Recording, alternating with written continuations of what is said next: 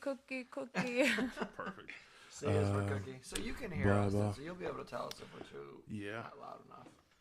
I don't know if anybody's ever accused either one of us of not being loud enough. Yeah, that's not an issue I have.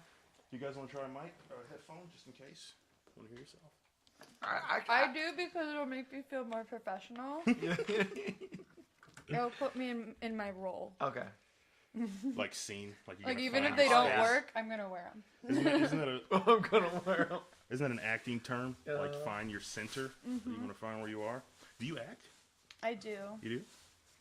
Are you one of the naked girls from one of the shows? I sure am. Really? Which one? The Valentine's Day episode. Yeah, she's the Valentine's. I knew it. I recognized you when you were walking away. I was like, oh yeah, naked. I think I recognized that shit. I wasn't quite sure. Okay, this is the one should be recorded. Yeah, I know she's hot, right? Yeah, dude. Okay? Let's just get this out of the way real quick. Hottest guest, real quick. Hottest guest you've had. Hands down. I love the picture you sent too. You look sassy. Yeah, that's a sassy photo you guys. Yeah, he asked for a picture. I was like, there you go. Yeah, dude. Let's. We don't take. I'm always photo ready. You're always photo ready. Always. You seem like you're ready to party all the time. Like you're kind of a wild girl. Yeah. What kind of? That was me in my early 20s, man. Now I've calmed down a lot. I don't believe you for a second. What was it like raising you? I have to find out. That'll be the next interview. Interview your mom. My mom's never getting interviewed. Yeah. Your mom's never getting interviewed? You want to keep those secrets? Mm-hmm. Take them to the grave with you? She wants that mansion or that beach house when I'm rich and famous. She knows to keep her mouth shut. It's the age of the internet, though. It's the age of the internet. You can't keep anything secret nowadays. There's no way to do it. My mom's not that good at using Facebook and stuff, though. So. She doesn't have to be. You gonna do it? She just does it for TMZ, Farmville. Man. She sits there and farms all day on Farmville. You ever watch one of those? Yeah. What is it? What's it called on Facebook? That farm game? Farmville or do whatever. People still play that? My mom does. Holy shit! That's what I'm saying. My friends' parents play it like constantly. They actually spend money in it. Oh my god! Like real money. No, my mom doesn't spend no money. They actually buy the cards. And are we recording now? Or are we just? Yeah, absolutely. We're doing it. Oh, this is the show. This is it. We're going. Oh. No introduction or anything. Yeah. Hi, I'm Kris. This is Wyatt. Sup? Yeah. There you go. You just did it. All right. No. Okay, everybody. See, I always forget to do the introduction. Yeah. Okay. I did see that actually. She's like, let's catch everyone in the middle of a conversation and me chewing a cookie and. Yeah. I bought the food to eat. Look, I'll eat it. It's okay. It's good. Yeah. But yeah, okay, so we're going. Hey, everybody, it's Tuesday Night at the Basement. How you doing? I'm Oz. Thanks for listening. What's up? How you doing? What's going on? Love you. I'm here today with a really cool guest. Probably, if I had to guess, you have more notoriety. You're more of an established artist in your field than any other person I've actually had on the show thus far. You have a wider reach. Some of the things that you post on the internet, you've gotten hundreds of thousands of views. Yeah. Has anything broken 1 million yet? You're up there. I saw one that had like 879,000 hits. Well, technically, because I changed channels over, if you count the original views from where they're at now, from where they were then yes. But on YouTube now, as you can see it, no. Yeah, no. But you, I mean, I don't know how the fuck you did it. You found a main line, you tapped into it, and people are watching. Nudity has a lot to do with it. Like, okay, the big secret. We were just talking about that a second ago. It helps. The most viewed videos you have, all of them, someone's butt naked in that fucking video. Usually a chick. Yes. Always a chick. And I'm not complaining. Not that we don't have guys that are willing. And we are. I am changing that up actually this year. We just shot one where a guy was in his underwear, and we're filming another one where a guy's gonna be butt naked. But how many episodes have you filmed so far? Over 200. Yeah, it's over 200. With counting all the holiday episodes, the lost episodes, and it's probably pushing 250 by now. And that's just for the one series. Correct. Just for FML. That's just FML. That stands for Fuck My Life. Just in case you didn't know that. Yeah, if you're new to the internet. Yeah, exactly. Tales from F My Life is the official name of it. Tales from F My Life. Yeah. Yeah, it's a funny show. Thank you. I like it a lot. Everybody, Wyatt Elliott. Yay! And you didn't come alone today. I did not. Backup. No, I have my partner in crime now. Hi. Kris Williamson. All right. Yep. What role do you play in this enterprise? Well, we're co-producing a new web series that I've written called The Debtorsons. Right. So that's getting a lot of attention lately, and we're very excited about it. Have you filmed any full episodes of The Deadersons? Because I've seen a lot of previews. We're filming the pilot right now that premieres June 7th on Notebook Entertainment's YouTube channel. Okay. Yep. And then we're planning to do an episode a month, so July 7th would be the next one. So we'll be Gotcha. filming in June for July. Who's doing the makeup on that show, by the way? I've seen the previews, and the makeup looks pretty good. I've been doing a lot of it. We also have had some help from Veronica. She works up in Madison. Mm-hmm. She's got, what is it? She's a professional makeup artist that we have. She's just Veronica? Let me look Is up. it like Prince? It's just the one. Yeah. Let me look up her actual, because I want to give her credit. Let me look up her absolutely. actual Facebook thing here. But yeah, we have one more weekend to go of filming for the pilot episode, and So those previews that we saw, yeah, those aren't from an actual pilot. yes, it is. No, those are from the pilot. Those are from the pilot. Oh, so you're filming it? Okay, I'm dumb. I Yeah. don't know how video works. Yeah, well, when you film, you don't film, especially something of this magnitude. You don't film it all in one day. Yeah. So you film pieces of it, and then I'm editing it as we go. That's There we called go. looking at the dailies. So Veronica is the Glasgow. Glasgow grin. You remember Go this? with a W? Is it Glasgow like Yeah. like London? Yeah, like London with the. Remember when they had the serial killer or whatever, and they would cut their cheeks. I into wish you the could all wide see grin. this right now. Are you talking Well, about you Joker? can Oh, because like the Wyatt's Joker. filming Yeah. it. He Yeah, is. like the Joker. Oh, right on. Yeah. I don't know why I didn't think of that like immediately. Whatever, brain fart. Oh, you're good. But yeah, because if you look on her Facebook page, that's her makeup on the top, and Oh, wow. That's yeah, creepy. that's the Glasgow grin right there. She did that makeup. Grin. She's awesome. Why are so. artistic chicks always like so depressed? Well, I'm not gonna say she's depressed. She's not I don't know if depressed. she's, but that's She's so a dark. lovely though. person. I'm Yes. sure she is. I'm sure she's very lovely, and she likes to get tied up. I'm just saying, like that is so dark. That is Yeah. a dark. Well, photo. that was a shoot. I mean, that's not Yeah, and- necessarily her personality. Oh, okay. I'm Yeah, not when mistaken. you're a makeup artist, you got to do whatever the filmmaker or whatever is it's a asking whole you to other art do. form. Was So- I reading too much into that? Drawing Maybe lot a out of little. it? Probably. It says more about you than her, I think. I think it does. I have a thing for redheads. She just totally just Oh well, then you Hit my should meet demo. her. Yeah, there you go. just You should- forget the last 30 seconds of dialogue. You should have her on everybody. your show. I'm not creepy. I Yeah, promise. we'll have her come down and you can interview her. Absolutely. I would love to. Like, how long have you getting down to brass tacks? Let's talk about it because I know you guys are on a limited time schedule here. Normally, I keep Yeah. people for 3-4 hours. I get them drunk. You guys said no liquor. You're smarter than most people. I appreciate Only no liquor because we have jobs Yeah. whatever. to go to. I told them they were going to be in a basement. They were like, "Fuck you! I'm not getting drunk around that guy." It puts the lotion on its skin. Yeah. And, That's why the other doors are closed. unfortunately, I'm on a time schedule, but Yeah, I don't want you to see all the other guests down here in the back rooms. A lot of doors down here. It's a big So basement. these are all three-way or two-way mirrors. yeah. So Oh, did you hear about that? I was wondering what all the muffled noise was when you went back, and I heard you saying, "Shut up, be quiet." I was like, In the back, rich people are betting on which one of us they get to kill or something. That's right. "Yeah, oh, Oh, man. what movie is that?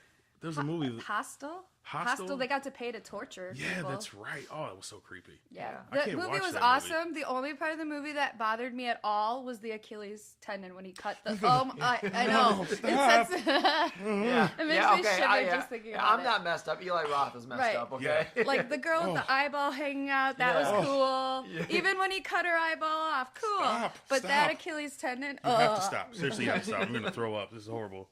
I cannot watch that kind of stuff. I tried when I was younger. I could. Nowadays, I can't watch people getting tortured on TV. I can't watch any of that shit. Oh, I man. lose it. I feel it every time somebody gets like knifed or someone gets, if they got the sound effects right Oh, and that, somebody gets like a broken bone, every time I just like, ugh. I said the can't do beauty it. of it as a filmmaker is I watch that stuff and I'm like, I wonder how they did that. Right, Or like, that was how'd you cool. do that? Or you know. And, So you're I looking bet at I could do that in makeup. You know? yeah, absolutely. I mean, you're looking at it totally from a from like a technical standpoint because you're inside. Yeah, of it. I think. Probably on a second viewing. On a first viewing, I lose myself in the movie. Yeah. I'm one of those Oh, people absolutely. where shut up, I'm watching a movie and I'm in it, you know. But the second time I'm watching for all the like, okay, this is awesome lighting, you know, Right. that sort of thing. Do you have to compartmentalize? Like, do you have to, like you say, you watch a movie twice. The Oh, I first watch time them you're in it, millions and of then- times if they're good enough, I mean. Oh, yeah, absolutely. But there, as an editor, you do kind of can't help but notice especially if there's an editing mistake. I can't help but notice that stuff continuity anymore. errors. You They know, annoy that, me that, so that much. Stuff pops up all the time, like especially in TV shows. I see them all the time. And I would never want to watch a movie with you. yeah, you can because I won't verbalize it. Really? Not even nonverbals? Does he do like that? No, I mean, we went and saw Avengers Age of Ultron on Thursday night. Woohoo! Yeah, First right, audience absolutely. in Rockford to see it. Nice. Yeah. And I mean, the whole time we were just like, Yeah, the whole time staring, we were just really staring. With a movie like that, like you said, first viewing, you're just engrossed in the awesomeness spectacle of the epicness of it. But Yeah. if I'm like watching, if I'm watching something I don't care about, like years ago I was watching an episode. A friend was forcing me to watch an episode of Jersey Shore. I like how he had to add a friend was Yeah. forcing Yeah, me to watch qualify because he that. wouldn't watch that on I'm his sure. own. Never. No, Never. absolutely not. And Guilty pleasure. I didn't say it wasn't entertaining, but and I caught an editing mistake, and it's not supposed to be edited. And Yeah, I couldn't all those help real-life TV I couldn't shows. help but be like, that's fake, that's fake, that's fake. He had his hat on 1 minute, was gone the next, and then back the next moment. Yeah. And I just kind of leapt off the couch. I was like, this is a fraud. I caught that. I've only seen like a minute of that show, and it was in like clip form, and it was just of Snooki getting her ass punched by that guy. That was probably the best I was part. like, that. Yeah. Did that happen? I never even knew this. like, This is a real thing. It's a great video. Look at him. Like, she's just sitting there, like, running her mouth or whatever, and then this dude's just straight up, like, I am not for domestic violence. Like, don't punch women. But I mean, because it was probably scripted, it was really funny. Yeah, and I realize now that a lot of it is scripted. It's probably not a good idea to punch women, but I think there's a pass. You get a pass for Snooki. There's a Snooki pass. Well, I guess, I don't know, maybe she cleaned herself up recently. I haven't heard I don't anything care about her. enough, but I'm going to watch it right now. I'm sorry. I can't let this you're go. going to watch her get jacked in the Absolutely. face. All right. Somebody tells you something, that's like somebody telling you that there's a God in the other room. You have to go look. You can't just not. Like, what did you look up? Just Snooki gets hit? Or? Yeah, Snooki gets punched. She's up on a chair. She's got a green and yellow hat on. She's talking shit. Some guys, fuck you. That sounds all right. People are trying to get in between them. She's like, fuck you. She's being all bitchy. Bring it. Oh, she does that thing that Italian girls do where they put the fucking hand in your face when they're talking to you. I cannot stand that shit. I didn't say she, was innocent in the whole thing. Right. But, oh, shit. I'm pretty sure she was advocating her getting punched in the face. So. Yeah. Oh, damn. Oh,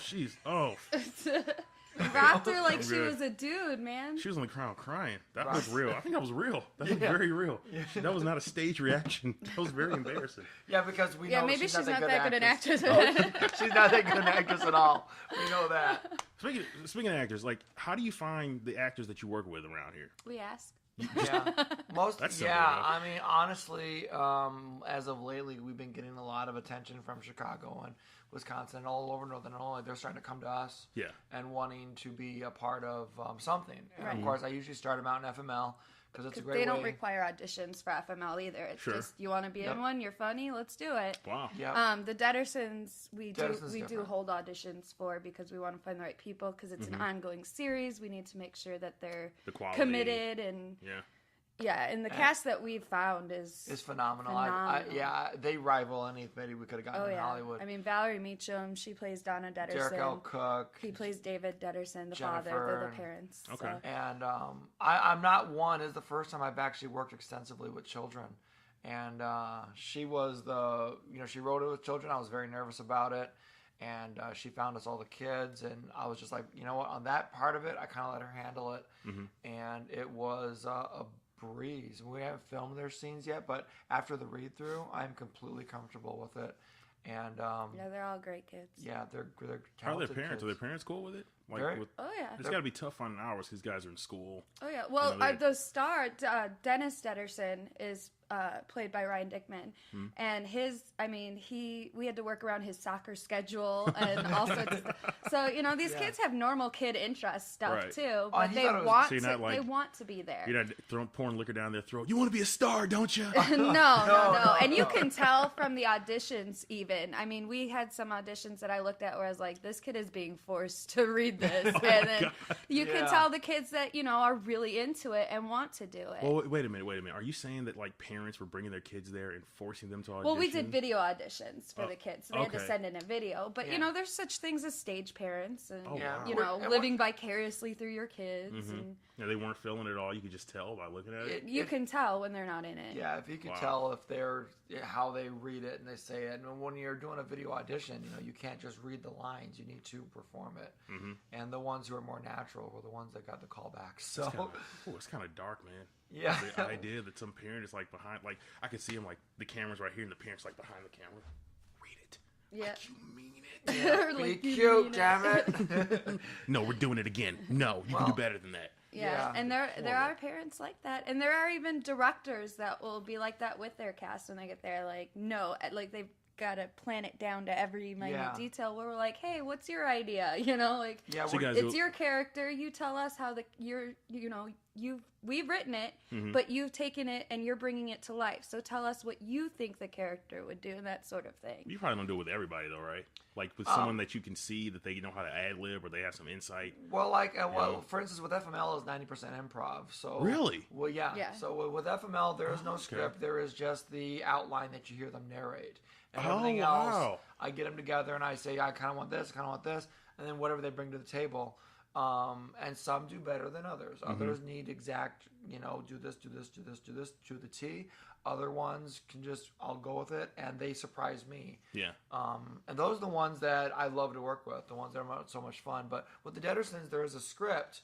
However, if they veer away from the line a little bit, or they say it differently than maybe we originally envisioned it, as long as it's not too horrible, out of character, we're going to let it go because we're not script Nazis. If it's better than what we wrote, then go for it. We want the best show possible. So it's a collaboration is the way we look at it. And with the caliber of cast we have, I think we can put a little bit of trust in them to and bring it to life the way that we see it. Absolutely. That's awesome. And so far it's gone just wonderfully and smoothly, and it's a blast to film every scene. Oh yeah, I mean we've had early, long days, late days, and we're so energized throughout the whole thing. Like we don't feel tired till after it's all done, and then it's just like it's crash time. But the whole time it's just like go, go, go. Yeah, we've been having a blast. And, how do you guys find the time to get everybody together? Because you guys both work. Very careful scheduling.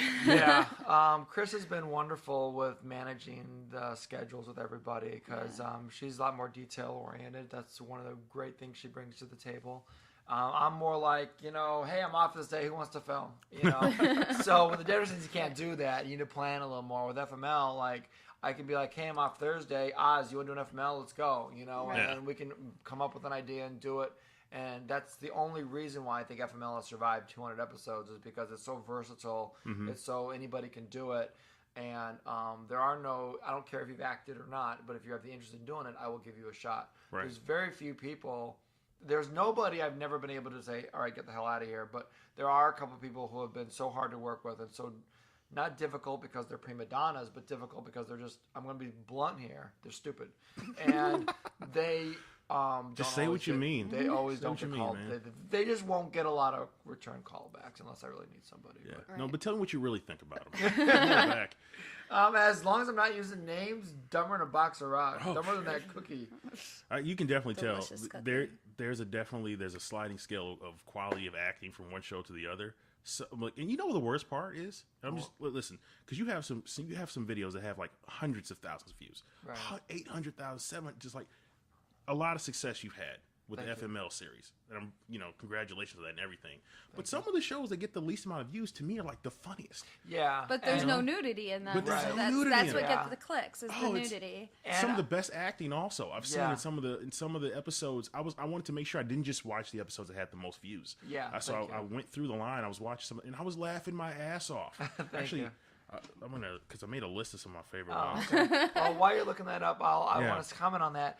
it's frustrating as an artist because I kind of fell into that. I want everybody to know FML didn't start out as I'm going to film naked women. It wasn't about that. It was, these are funny. Some of them involve this, and people were just, okay, whatever. And also, as a behind the scenes info, just so you know, not everybody when they do it is completely naked. A lot of times it is camera angles and stuff. You really shouldn't have said that. Like, dude. You're right. All right. Ruining the magic. Yeah. So, yes, they're all completely butt naked. It's a complete orgy all the time at Wyatt. All the time. Yeah. According to Travis, it is. Yeah. There's an episode, number 173, called Beauty Before Brains. Mm-hmm. And it's so fucking funny. Thank you. I watched it like 5 times. Just kept fucking laughing. Thank you. Yeah, that one got like no views at all, but no, I appreciate that. Yeah, it's like one of my favorite. Both ones. of those actors we're gonna put in quotes. I met at a Reddit meeting in Rockford. Really? They had a thing, and my friend begged me to go, and I was like, no, this is gonna be awful because I'm just gonna get a bunch of trolls there. Have you been on Reddit? Yeah, exactly. I'm not going to. I don't want to meet any of these people. But I've never been on Reddit. What's it like? You know what trolling is? Yeah. It's just, that's all it is. I'm glad. It's a lot of bros and stuff. Yeah, it's a bro site. In my opinion, it's just, I mean, people love it, but it's... Yeah, people talk about it like it's the second most disorganized site I've ever been involved in. And it's a lot of anti-female... Everything maybe I don't spend enough time on there at all. I just can't. All the links I see, I don't go on it, but I see people share links all the time, and I'm like, that's well, all that's it is. awfully link offensive. sharing, and then people comment on it. And if I admit one of my distastes for it is because I tried putting my stuff on there to promote it, and I put it in the wrong category section, and I got just hated for it. Like I got attacked. Like what? Like it was just awful. And I'm just like, okay, and that's how it is. If it's a community that is very cliquey, and if you don't understand it, they hate you. Yeah. And so I got you. So anyway, I stay away from Twitter. I'm still. But you can control your community in Twitter. Like in Twitter, you can make sure you know who you're following, who you follow. You can surround yourself with positive energy on Twitter. I struggle with Twitter because, you know, I'm now that they're allowing video clips, I'm trying to put some small things out there and stuff, but I struggle with it. That's why I have it attached to my Notebook Facebook page, because it's the only way you see anything posted. Mm-hmm. So whatever goes on there goes on Twitter as well. But I struggle with it because it's so limited and so little things you can say, and it's like a blurb, and then it's another thing and another thing. My genius can't be confined to 140 characters or however much it is. Yeah, it is 140. I think it is. Exactly. Wow. Yeah, pop culture queen right here. Yes, don't even use Twitter, and I knew. You know what? For a future show idea, you need to have us do like a movie trivia game, and I will murder you. Yeah, I've been trying to get her to do this for a while because I will bury you 12 feet under. That's like being buried twice. Because nobody wants to play with me and nobody wants to play with her. So you are a fanatic. You gotta stay away. You're a fucking fireball, man. It's crazy. So yeah, I met both those people at a Reddit thing, and we kind of became friends afterwards. It was great. It was a great experience, oddly enough. And part of the reason I like that one so much, they seem to click really well. They were friends in real life. In real life, and so like. And her reaction to him, I'm not going to give away the spoiler, but like he says something to her at some point, you slowly see her realize that he's insulting her. And it's fucking hilarious. Yes, it was. It was very funny. And, you know, that's the thing also with FML is that I try to pair people together that know each other, or especially if they've not done it before, they're not actors. I always try to get them together with a friend or someone they know. It makes them more comfortable. Yeah. But sometimes just like the Valentine's one with me and John.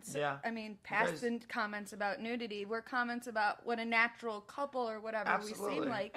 And if you can just get comfortable with people real quick. I mean, well, you don't have a problem with that. And John's a very outgoing guy, so he doesn't have a problem with that. But some people do, and so. But the beauty of it also is that I will say this, and I'll stop defending myself. But every episode I've done, got a chip on his shoulder, man. When it comes to the nudity, is that they're all legitimately funny situations as well. You know? I feel like you have to defend yourself because you probably heard it a lot. Oh yeah. Yeah.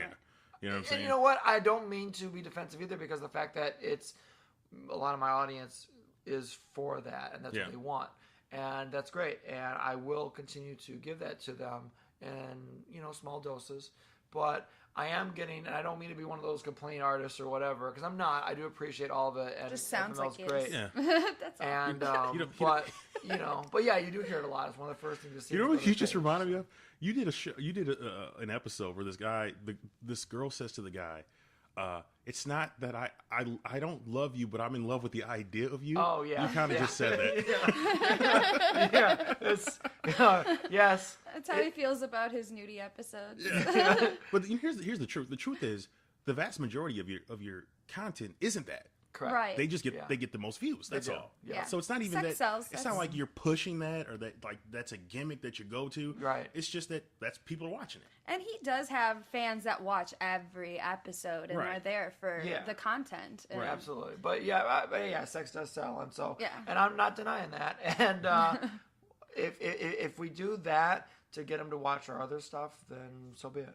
Yeah, absolutely. You know. So. Man, when did you know this is something that you want to do? That was a very generic question, but people are going to want to know. Yeah. Since I was 5, I really? don't know. Yeah, I since as long back as I can remember, my brother taught me how to draw, and then once that happened, we started out drawing our characters look like Atari video games, and then we saw Star Wars, and that elevated to the next level. Nerd.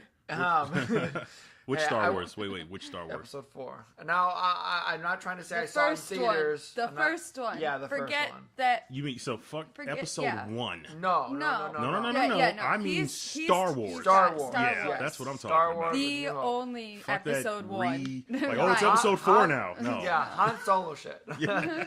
He did shoot first. I saw it. So yeah, I remember as a kid. Oh man, I'm sorry. And my dad rented it for us, and we sat there for, as a kid you watched and you like it, you watch it over and over again that night. And I think we watched it maybe 3 or 4 times in one night. Star Wars is the shit. Young kids sleep on Star Wars because I don't know if it holds up. I haven't seen it in a while.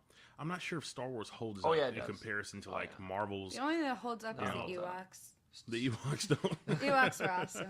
Star Wars holds up. Planet of Teddy Bears, I'm down. Especially since he's updated the special effects. I know people complain about it, but I think it was a good idea on some of it because it made it hold up, and young kids can watch it and be like, "That's still cool." And I think that was what he was trying to do and what he was trying to accomplish. Yeah, partially was that, and I partially think that he's just an asshole, and he probably looked back and he saw some shit that he wanted to change just because if I had the money I would have done it this way the first time. And it's like that's what he says. I feel like he got older and his priorities were different with children and stuff, and that's why he changed. You think it was for about the marketing? whole Han shooting first and all that kind of stuff I think that he was a different person. He was you are a different person when you're in your 20s than in your 50s. I mean, I'm different now than I was in my 20s, and so I can't even imagine what's going to happen.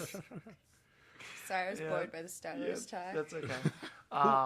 But who really wants... You don't even want to be the same person in your 30s that you were in your 20s. Because over time, you judge yourself. You're not just judging everyone around you. You're also judging your own actions. You're looking back, seeing all the dumb shit you did. If you don't learn from that shit, if you're the same person when you're 35 that you were when you're 25, what's wrong with you? Right. Grow up. I've said this before, and I'll say it again. I think for me, life began at 30. Really? I started making movies at 30. I started... a lot of things happened after 30, but... That was the who I am today, who you're talking to right now, did not exist before I was 30 years old. So that's a totally different person. It makes sense. I mean, I think probably we shouldn't let people operate large vehicles until they're like 28. We're all dumb. You know what? I'm a firm believer that people shouldn't date till they're 30, but definitely shouldn't get married till they're 30 for sure. Yeah, they do better yet. Sure. I got married when I was 18. That was a mistake. Like. That dude, you don't know shit about yourself at 18. You don't know what the fuck you want. Did you get married at 18? I did. I got married at 18. No kidding. Yeah. You get married. You're married to this person. You think you know who they are. They think they know who you are. You have this idyllic outlook on what the world's going to be and who you're going to be. And you got this image of you guys like being perfect in the future. And then you grow up and you become different people. And you don't like this shit that she does. She doesn't like that shit that you do. You find out one day that you hate each other. Well, not necessarily hate each other, but you're not in love anymore. You evolve. Yeah. People evolve. You know what I mean? I'm a statistic beater. I'm almost 30. I've never been married, no kids, never been to jail. Statistic beater. I was just... High five! Reading that. Women right now is the highest rate of that. I think it's like 20%. Yeah, we're getting our shit together. So you know what it is? Baby machines. Let's get life's going. Absolutely. It sucks for the male ego, but here's the truth. The truth is that the only reason women were putting up with us before is because they had to. It sucks to admit that, but it's take your shit no more. And now they don't. Like there was a time when it was like, man, I better find somebody and marry them, or else I'm gonna be poor and destitute. And like you know now, what? I feel like some women I need to make my own opportunity. I feel like some women still think that way, but I'll tell you what, I respect a woman way more if they're an individual and their own person, and they don't need me or a guy in general. Like, you know, you are not a half a person. You are a whole person, and you meet that other whole person, and then that's great. But you are not a half a person. That whole thing of you complete me, great movie, but that's wrong. You want to hear something? Not a great movie. You want to hear something disgusting? My work I travel a lot, right? I was in Iowa, like, I don't know, 8 or 9 months ago, and this guy that I work with, we ran into each other, and we were talking at this work site, and he's like, man, you know, the world's all going to shit. He was giving me that speech about how everything's worse than it used to be. Yeah. And I'm like, well, what's up, man? Why? He's like, you know, nowadays women, you can't even date them. It's like, you know, it's almost like he said, like, men are the ones getting discriminated against now because the women don't even need you, man. Like, why would they stay around? I'm like, maybe you should fucking find a way to keep them. Like, dude. Gain a personality. What are you talking about? Wow, that's a really warped sense. Because if someone's going to tell me the world's going to shit, that is like not on my mind. There are so many worse things to be concerned about. There's a lot of other things to worry about. In your dating life, the whole world's going to hell because I can't find a girlfriend. That's right. Really? Maybe that says a little bit more about you. Yeah, I think it says a lot about that person. If you knew this guy, like, trust me, it says it's him. Obviously, it's him.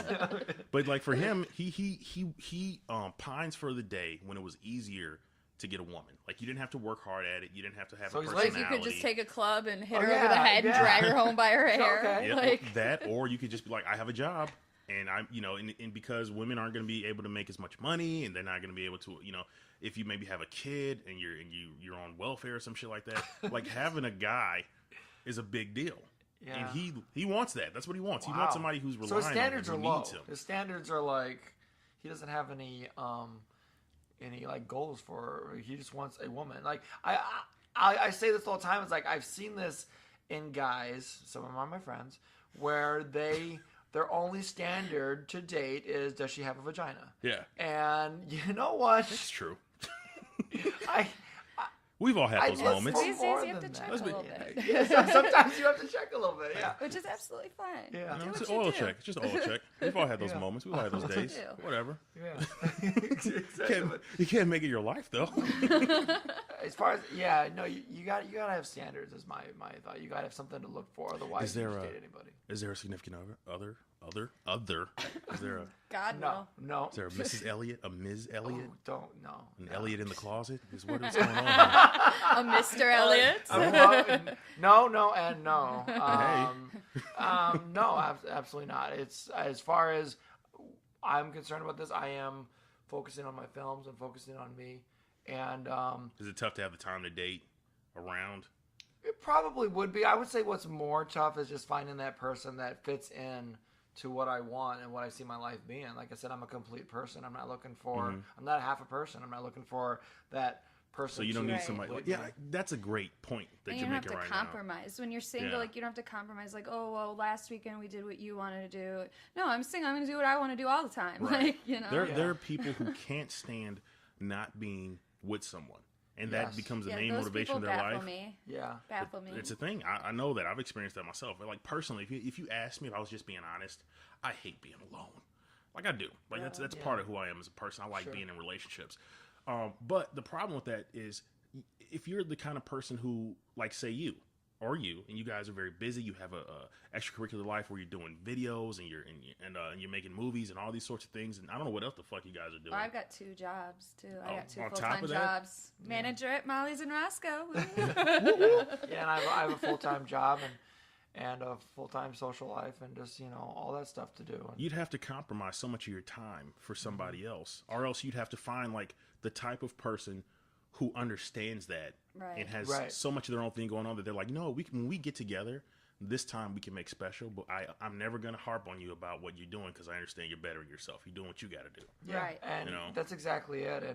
And I've been in that situation where trying to make films and all this kind of stuff, and I've dated, and it you know what usually happens, like, and we've had this discussion, is like a lot of times it's like 3 months and then that's it. It's just whether I've never had a longer it's relationship than 3 months. If I get bored, it's like, well, why am I still here? Why am I wasting time? And I'm the exact same way. I've actually been in a situation, once again, no names, where I've been like, you're still here. You go home. You know, let's just be honest. Okay, I got you guys figured out. I was trying to give the benefit of that, but you're just a bunch of whores. All right.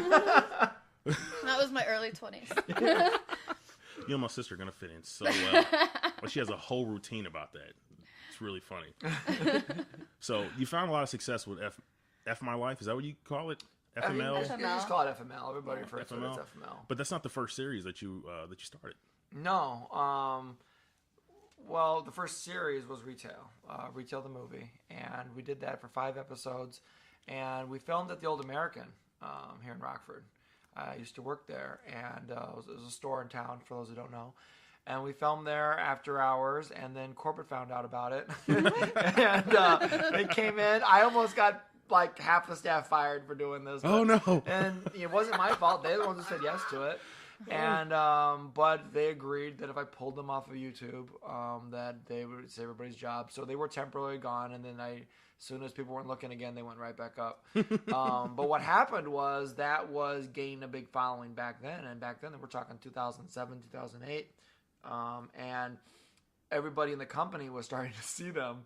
And they got back to corporate. But I had people messaging me from all over the country who works retail.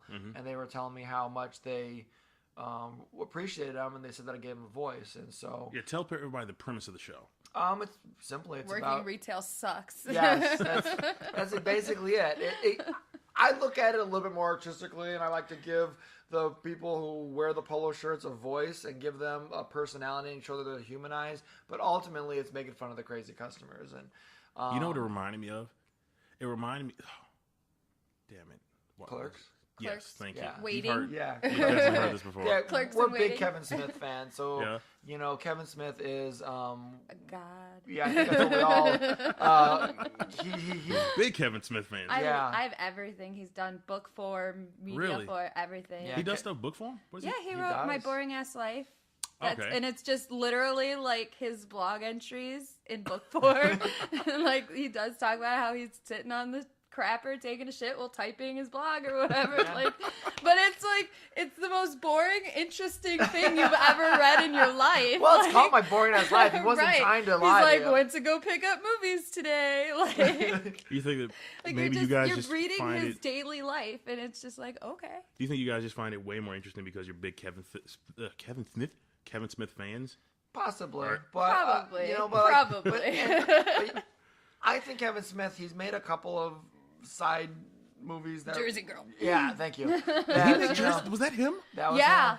Oh no! I'm sure he's not happy. I'm sure he's not proud of working with J-Lo. So that's the caveat. It's not everything.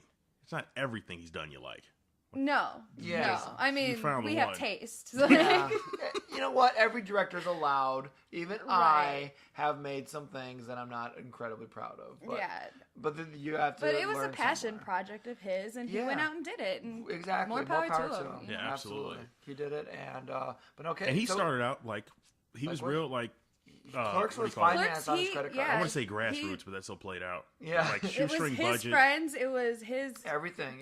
Like basic equipment. Like he maxed out every credit card he had to make that's that. That's why he's like every indie filmmaker's like goal. You but know? is it possible to gain that kind of success now, like it was with him back then? Well, yeah, it is different because he was such a singular thing at that moment. And he didn't have to contend with YouTube and VODs and that sort of thing. So at that time, he could make that, take it to a film fest, and get it sold. Now it's so much harder because everybody can do it. I mean, there's a camera sitting right there. I've got cameras. Phones have cameras. Everybody, you know, J.J. Abrams even said in an interview, he's like, someone asked him, well, how do I get started? He's like, do you have a phone? Just do it. And I think that's the best advice. Absolutely. And I tell people that I don't have the equipment, I don't have the money. I lived by those excuses for many, many years, and I wish I would have started earlier in life. And, right. Who knows where I'd be? But I'm sorry, go ahead. It's just, you just don't have an excuse. I mean, you're here in your basement doing this show. You know, and I listen to your show, and you've got a voice for radio for sure. Thanks, man. You know, this is good. Howdy there. Yeah, just do it. Just do it. And that's my advice to anybody. No excuses, just do it. Because my theory is that the content will speak for itself versus the quality of how it looks and the audio and all that kind of stuff. Of course, that's important, but content first, especially with the age of YouTube. Yeah, and also, like, if you're trying to make complex content, people are dumb and have short attention spans. And right, keep it short. Yeah. Some of the shit that I watch on YouTube, sometimes, okay, so my kid, I have a 12-year-old, right? Okay. And the stuff that he watches, that he's laughing his ass off at, like, I just stare at it blank face because it's so dumb. Yeah. You know? Who is she? Like, there's a chick, what's her name? I can't think of her name, but this is black chick, she's got curly hair, and she just does dumb stuff. Like in her kitchen. Oh, is that the one that tastes stuff? Yes. Like she does all the challenges and tastes hot spicy food or Woo! cinnamon. And she just like, and oh then she my God, goes nuts. Yeah. I can't believe I'm eating this. And that's her whole shtick. And And people watch that shit. Yes, they do. She's probably got like millions of views. She does. I'm sure she does. Yeah. She does. Hundreds of thousands of fucking followers. Which see, that's what I'm doing wrong. Is I'm not stubbing my toe in every episode or whatever, or making a fool out of myself. I make a fool out of others, but but I'm a different YouTuber than they are. You know, a lot of these people who do the vlogs and stuff, it's them, while everybody else is while I'm trying to do films, and so it's a little different audience, but. Yeah. This is Jackass's fault. You know that, right? Yes. Jackass did this to everybody. They did it best though. Like everyone did they, else though? is just. Or did Well, they just in the do it beginning, first? and then they just got old and sad. Like, the episodes on MTV when they first came out, They were all- awesome. yeah. First movie, awesome. And- After that, it was like, you're old. Quit drinking horse semen. Yeah, Like, yeah. You Right can out of my forgive young head a people, long time right? ago. Right. Like we were saying earlier, like you can forgive somebody for being 25. Right. You can't forgive somebody for Right. being 35. Right, acting when Johnny 25. Knoxville's in his 20s, it's funny. Yep. When he's in his 30s, it's a little sad, you Yeah, know? I started- Which is a good thing he started acting, you Yeah, know? 'Cause- exactly. You almost get this impression of like, so I guess the acting thing didn't work out for you, buddy. Like you're still trying to ride that Bronco Yeah. with I the don't know, he fucking was in the funny as Elvis shit suit. in Walking Tall. I never Yeah, saw that. Walking Tall was He was good. funny as shit. Was he? Best And, part of that fucking movie. right. And you know what? It was Bad a- Grandpa was actually very entertaining. I've heard nothing but Bad- shit about Bad Bad Grandpa. Grandpa was improv as well as acting, and like he took that whole grandpa with his testicles hanging out of his shorts skit and turned it into something totally different. And you know what? I didn't hate the Dukes of Hazzard.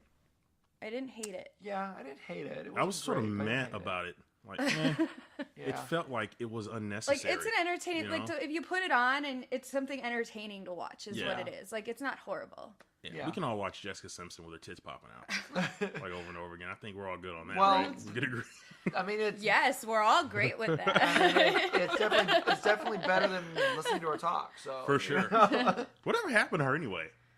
She's a fashion designer now, I think. Is she? Is she Yeah. really? Oh, okay.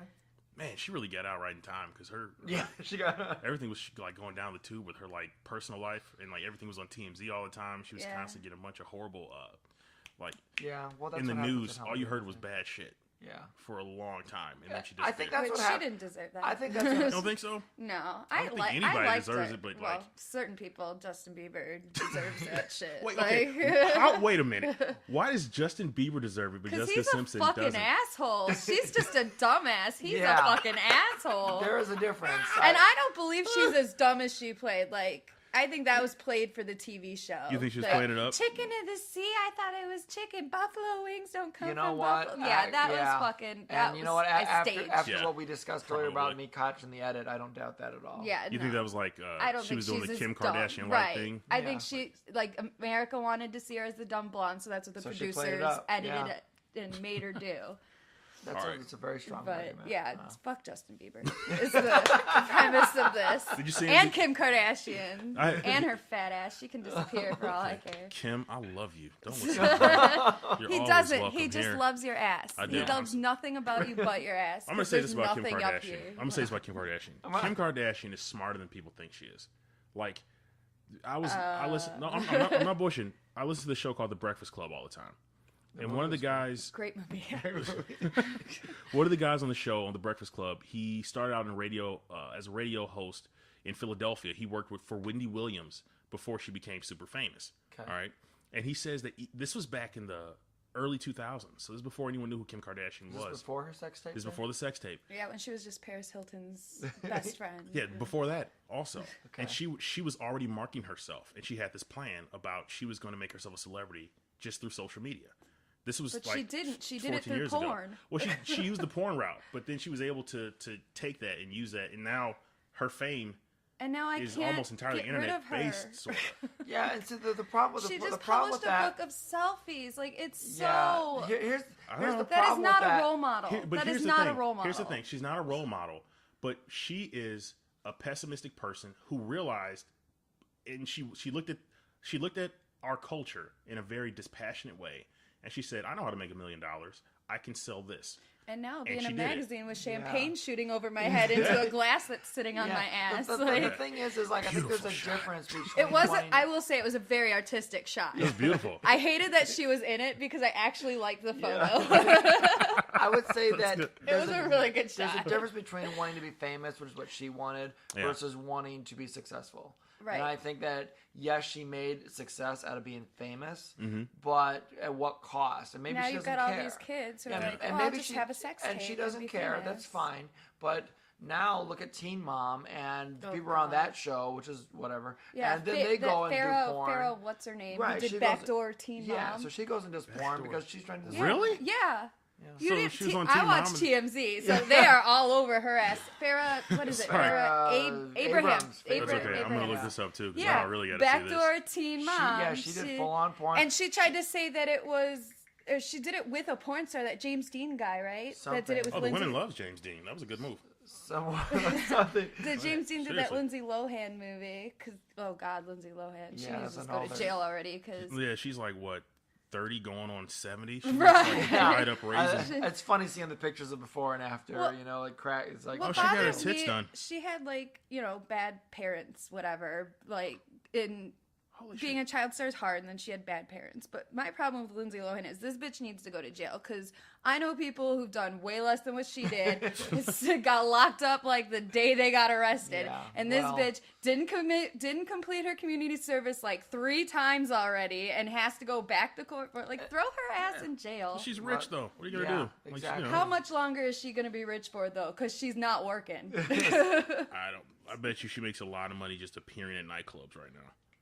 And I fucking, wouldn't she wanna probably see like her. makes That's $500,000 probably true. fucking Saudi princes. Who All wants right. to Saudi see her? princess. Farrah Abraham's stripping research just made her $500,000. Yeah. Yep. This is the newest story. Backdoor Teen Mom. When we last checked, blah blah blah. She had Which started I working have in no Austin, problem with Texas, the at a porn strip industry. club as research. I love porn, just to say. But if you're gonna be a porn star and own it. Like, Yeah. I mean, if I that's think what she you want. is now. Yeah. No, well, Well, maybe now. yeah. But before she was all like, "Oh, they released it against my will." Yeah, they always say that. Yeah. Well, then she has ammunition to write a book. She's writing a sex novel. Well, so that's she's- gonna be a so page she's trying- turner. So she's trying to be the next 50 Shades of Grey. Okay. Right. She's pretty. She is very pretty, which is the saddest part. Like, she could have probably Yeah. gone on and done Well, things. look at Instead, she would started off on Teen Mom. You know what like, the problem is? Like, I couldn't, like, she's pretty, but she's so fucking skinny. Like, her arms look almost Yeah, anorexic. yeah. I agree. Do you see that? Yeah, that's what I was thinking. Is like That's weird. That's gotta hurt backdoor with Yeah. like no backdoor. Like no back no door. cushion. she's got no Yeah. no junk in her trunk. Yeah. That's gotta be Yeah. like slamming a skeleton. Like Yeah. you know. That is, I that is would- definitely. ugh. Oh, he clicked on the wrong link. No, look at that. Look at her.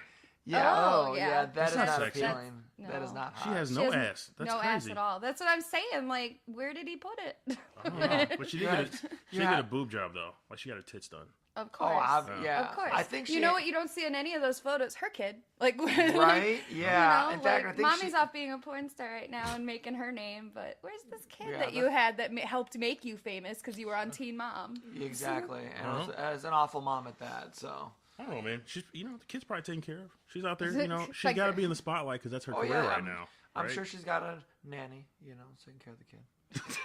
He That's says why I with don't have disdain. kids. I don't want.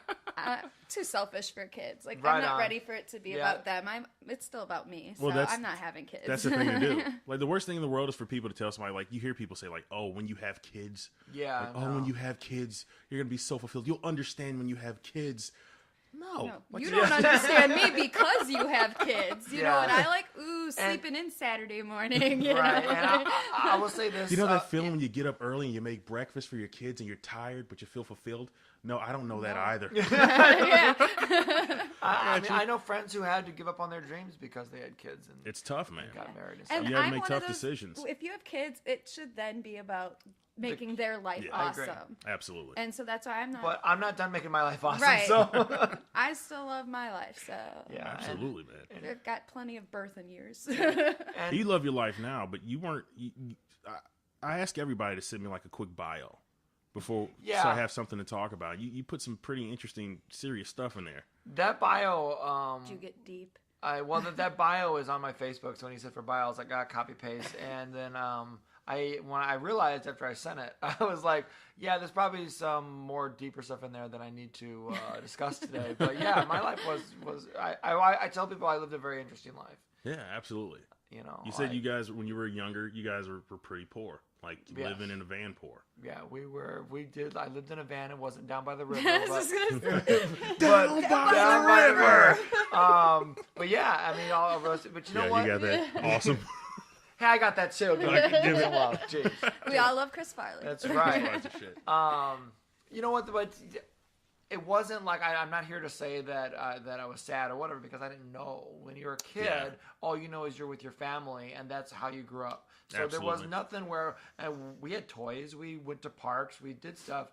It wasn't like I didn't know that we were poor. I mean, I knew that we weren't supposed to talk about it, but I didn't know anything else. You know, so Can you remember the moment you realized you were poor?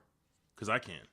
I can totally remember the exact moment that I realized I was poor. I mean, when I was a kid. I remember we couldn't. I remember couldn't afford stuff. I remember sitting in a parking lot and eating ice cream for dinner because I remember doing that. But like I remember eating out of garbage cans. But it wasn't the point where I was like, we're doing this because we're poor. To me, it was like, this is free McDonald's. It was like this was awesome. You know. I don't remember being miserable about any of it. That's how we grew up, and so like I remember, I honestly probably didn't have the realization that things were wrong until I was 18 years old and I had to go get a job for the first time in my life. You think that's a better way to do it as a parent if you're in that kind of situation, is to not let your kids sort of internalize that and self-identify as like, oh, I'm poor? Yeah. Well, I would say this. I would say my mom was one of the smartest people I've ever known. She was a radical. She was very different in her thoughts, which is how we got to this point where we were. However, she also knew what was important in life, and she knew to keep us happy and how to keep us happy with little that she had and could provide us with. And, I don't really regret any of it. I think I am who I am because of how I was raised. You said she was a radical. Very much so. Well, in what way? Were you guys like going around fucking burning down rich people's houses? She did not believe in the system. And then for back in the 80s, this was a different thought. We were homeschooled all our lives. Mm-hmm. So she didn't. We had to. It was illegal to be basically homeschooled back then in Illinois, and she still. You had to be in a school that was certified by the state, and so she refused that. And we were in one school where I was actually in a classroom my whole life, and then we fled to Colorado because they were going to throw her in jail. So that's the kind of radical she was. She was like, what is it, if you don't mind me asking you, that your mom, what is it about the schooling you were getting at a public school that she was against, that she wasn't feeling? Honestly, I was too young to understand it all back then. All I can say is that she didn't like the system. So whatever that is in quotes, she didn't like the system. You never got to talk to her about it? Whatever it was to her. Whatever it was to her. Yeah, honestly, by the time I was old enough to understand it, I was past it. And so, when I was older and in high school and stuff, we were in what was called a satellite school. And so the books would get sent. My grandma paid for it, so the books were sent to my grandmother. My grandmother would send them to us. Mm-hmm. Or if we were, by that time we had an apartment. So, I was just used to it. I just didn't. There was no questioning any of it. It's just the way it was. That's interesting. That's a weird way to live. I didn't know it was weird though at the time until, like I said, I go get a job for real, and I'm 18 years old, and I'm actually more surrounded by people, and I actually have a social life, or didn't have one, but it was weird intermingling with people. Did you have a very insular childhood? Oh yeah, it was just me and my brothers. I didn't have any friends. You know what this reminds me of? I have a friend who was raised Mormon. Oh, don't compare me to that. I'm not trying. Let's not bring this in. No, I'm not gonna make this. No. It's not gonna be a one-to-one comparison. But this idea of being raised insular, and then at some point you step out into the real world, you're like, oh, this is what it's like out here. Oh, yeah. Holy balls. I would say if anything, it'd probably be more like Amish. Yeah, thank you. You know, is what it was more like. Except for like, I mean, my social life was visiting my half brother, and you know, which is why we're as close as we are now. But other than that, you know, there was no. I mean, I was in 4-H for maybe a few months. It's hard to be creative when you've been inundated with No, actually. No, I'm not talking about you. Creativity. I'm not talking about you. Okay. I'm saying like I'm making a juxtaposition here.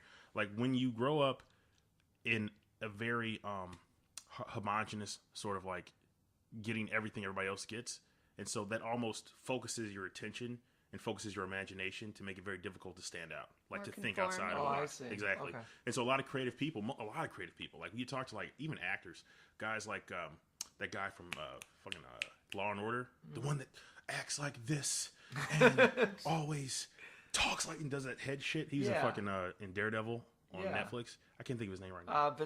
Vincent D'Onofrio. Yeah. He grew up in a like I didn't even know this, but he grew up. That's why. Vincent D'Onofrio. I love Vincent D'Onofrio. Do you really? I do. Have you seen so Daredevil? much. Have you seen I have Daredevil? not yet.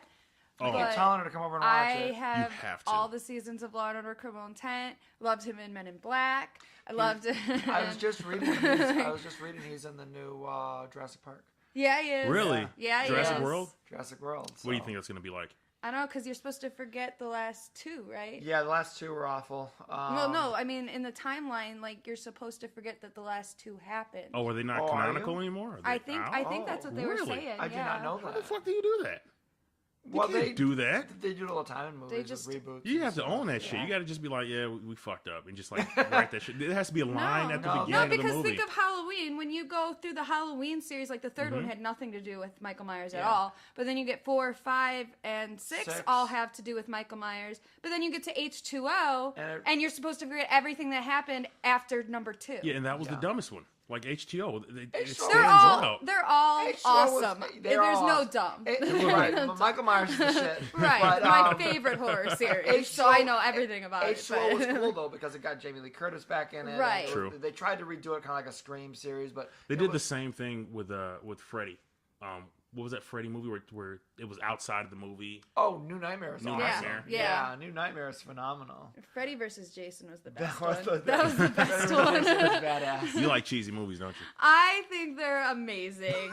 I mean, that part where Freddy's pretending to play pinball with Jason. Oh, yeah. Fucking amazing. It was great. Fucking amazing. In fact, real quick side note, I just read that Jason is in the new Mortal Kombat. Yep. And Freddy was in the one Absolutely. before that. Yep. So I'm like, they've got to have Freddy versus Jason. Jason. That'll If be they the do next Freddy one. versus Jason, I will start playing that game again. That'll be the next one. That'll be Mortal Kombat 11. Yeah. Yeah, but what I was saying about Vincent D'Onofrio was like, yeah, he was raised in a commune his entire life until he was like 16. Sure was when he finally got away from it. And he can channel things about himself. And what I also think in his acting, and what I also think is that when you grow up away from that homogenization or whatever you want to call it, the conformity, you can see aspects of society that other people miss because we're so used to it. Yeah. It's like you live with it for so long that it becomes like a blind spot. You don't even notice that it's there. People from outside of that can look in and be like, "Oh, it's so weird. Why do you guys do that?" I sometimes think about what I would have been like if I grew up, normal, and I have no idea. But and like I said, I wouldn't be who I am today without all of that. So I don't regret any of it. But it made me a lot more creative because, like, we didn't have TV even. So my brother and I we drew a lot, and we drew our own little movies. We were allowed to watch movies, so we started drawing our own. It was like a comic book, really, but we drew it out, and we would fantasize what movies were. So you were like. storybooking. Yeah, we really were. We stayed with our grandmother for a while, and we had TV, and I saw a commercial for Friday the 13th Part 6, and we wanted to see it. And my mom was like, "No, you can't see that, blah, blah." And so me and my brother, we went and drew out what we thought it would have been and was, and it was totally wrong. But, What did you guys draw out? What was it? Well, at a 10-year-old's idea of a horror movie or this 10-year-old was that he could fly, he could shoot lasers from his hands, and that's how he killed people. Was he would shoot lasers from his hands and the people would explode. Nice. Way off. So yeah, way off. I've always said one of these days I want to make like a 3-second or 1 minute short of what a 10-year-old's horror movie would be, and this is what it would be: a guy walking down the street, I gotta go to work. Guy lands from flying in the clouds in front of him. Shoots him with a laser. He explodes and he flies away. That was my horror movie. That was my horror movie. That says so much about you. That's like sudden death out of nowhere, no explanation. There's nothing here. Was no backstory. No backstory. When I drew it out like that, we're talking like 20 pages of this.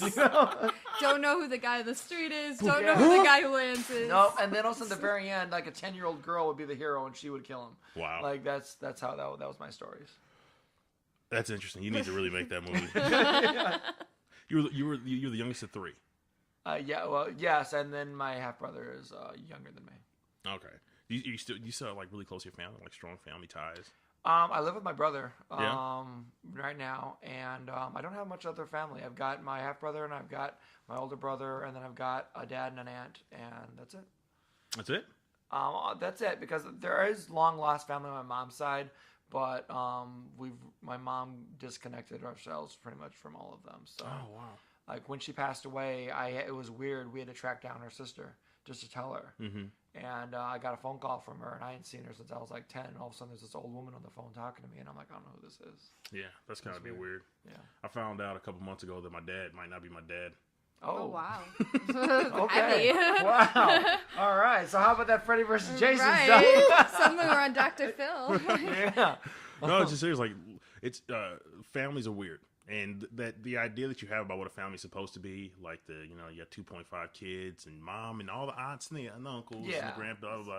That's bullshit. Like, I don't know if anybody actually ever has that. But that's gotta be. What's normal anymore? That's gotta be. That's the thing. And if there is such a thing as normal, who wants we to had do our that? grandma living with us our whole life because she helped us pay for everything. Yeah. Because we didn't have and you didn't grow up where rich, we lived. I grew up in Cicero. South Chicago? Yeah. Yeah. So it was, not the greatest neighborhood, but shit. I loved it. I mean, I knew no different growing up there. I had my friend next door, my best friend Juan next door, and we'd hang out, and Melissa I love how you say lived that. a few. It wasn't the best neighborhood. Well, no, I mean, our neighbor got robbed, and our other neighbor had their windows shot out, but whatever. And as a kid, you don't pay attention to that stuff. It's like, well, I've got my friends, we've got the park down the street, and my grandma helped us pay to go to Catholic school so we wouldn't have to go to the public school, which is why I'm not anywhere near Catholic, because I went to Catholic school. What was that like? They beat the Catholic out of me. Oh my God, it was don't ask questions, don't be an individual, don't do this, don't do that, just a whole bunch of don'ts. I used to get detention like every day for wearing colored nail polish, wearing too much jewelry, because you had to wear your uniform and everything, and wow, it was just You know what the funny thing about the Catholic Church and Catholic schools is, I can understand where that comes from. Like, there was a time, like, I don't know, 800 years ago, okay, when... Were you there? Where's your time machine? Oh. No, there was a time. Yeah, I'm a Highlander. I waited like 1,000 years, and then I started my podcast because it's my passion. There was a time when having that kind of control over society was a good thing, because like people were jumping off of ships and then raiding the shore and then killing everybody. And having, because they don't do that now at all. Yeah. Like, that's a good point. I mean, we're like, you're not going to be walking down the Jersey Shore and a bunch of guys with fucking long swords are going to hop out and come and rape everybody and cut your heads off. No, but you could get a bunch of cops with police batons beating the shit out of everybody. Hey, oh my God, you're such a lefty! How dare you? I am. I'm a liberal tree hugging hippie. What I'm saying is like I understand how there was a time when having that kind of control would actually make people's lives better. Like back when everything sucked balls and everyone was starving. And not there was like strength now in at all. numbers. No, seriously. Like, nothing's changed. Oh, everything's changed. There's tons of people starving in this country alone, let alone the rest of the world. Yes, but it's not nearly as bad as it was then. Sure it is. There's more people now. There's more people now, but as a percentage, it's way less. And even people who are poor now live better than people who are there wasn't such thing as a middle class back in the 1200s. Like, you were either living in the castle or you were starving, and that was it. Everybody was. They're getting to that point now. You think so? Like, yeah. Oh, I disagree. But it's well, cool. that's because you live here. I've never lived in a house this nice. Like, It's a very nice house, I've yeah. never lived in a house this nice. Yeah, but I was when like, we pulled into your neighborhood, I was like, oh my god, Wyatt, we're in like upper middle class. I feel so uncomfortable. Like, no, yeah, I agree. Like, I live in a very nice house, but I wasn't. This isn't like. So you've got a different perspective than probably we do, because we come from, seeing people struggle. Like, I've watched people struggle my whole life, No, I agree, but I did too. Like, I was born, like, when I was born, we were really poor. Like, we lived in the basement of a church when I was a kid. Like, I grew up really poor, and that's part of the reason why I've tried so hard to make money. And because like, one of the things about being an adult is one of my main focuses is make sure that my kid doesn't live like I lived. Like, exactly. I hated being poor. So I'm not saying that people aren't poor. Like, trust me, I know that people are poor. I'm not trying to dismiss people that are poor, but I am saying that, like, as a percentage, there are more people today who aren't poor than there were before. Well, and poor is a perspective, because there's also, obviously, there's a lot more. I mean, you have to pay for everything these days. Things are a lot more expensive these days. Yeah, before you could grow your own food and you could do all that stuff. And the stuff that they're now. That's true. Make your own clothes. People may not be. But, like, let's say you lived in medieval Europe. All the land belonged to the king and the nobleman. So even when you lived on the land and you grew that food, you had to give it to them. You were only given a little bit to live off of. And right now, like Scott Rauner's cutting benefits to all of the people on welfare and all of the families. My other job is working through the YWCA for in-home childcare. Mm-hmm. And so I watch kids. My paychecks have been deferred for the past few months because they've run out of funding because Scott Rauner's cutting funding. Who's Scott Rauner? I didn't know that. Our governor, Scott Rauner. I'm sorry, I don't pay attention. Our Republican governor. Yeah. What's he doing? He's cut park services. He's cut services to welfare. One of my friends is on Link. She's got 4 kids. She works full time. Her husband works full time. They have 4 kids. They still cannot afford to live. And so they get food stamps because they still qualify for food stamps, even working full time, both of them. And now they've got their food stamps cut. Right. They were getting 200 something a month. Now they're getting 100 something How many kids? a month. You said they had kids. 4 kids, ages 9 to 2. And they got to survive off of 100 and something a month, yeah. For food. Because he's cutting all these funds. That's what I'm saying is the wealthy are trying to make it go back to that place where the poor I don't disagree with that. Are like, completely down here, and they're not getting up because you're gonna keep pushing them down. Yeah, me and you were on the same page on that. I'm not saying that's where I'm coming from with it. Yeah, I wasn't, saying. I know exactly what you're saying. Yeah, I agree. And I don't think that we need to, push and discuss when it comes to like, well, what times like now versus hardships were in the medieval times. It may be similar, but it's different. It's vastly different because times are different. Right. So like we're living in a time, it's 2015, where we should even if you're poor, you probably have a computer and a phone. Like, right, and we should all be more advanced. We should all be more, The other thing is that like poverty is like people are poor in comparison like to other people. Like poverty in the States is not poverty in Honduras. Absolutely. Because agreed. I can agree with that. Yeah. But I wasn't disagreeing with you. Right. The only point I was trying to make about Catholicism is that I understand the culture that it comes out of. And the bigger point I was trying to make is it has no place today.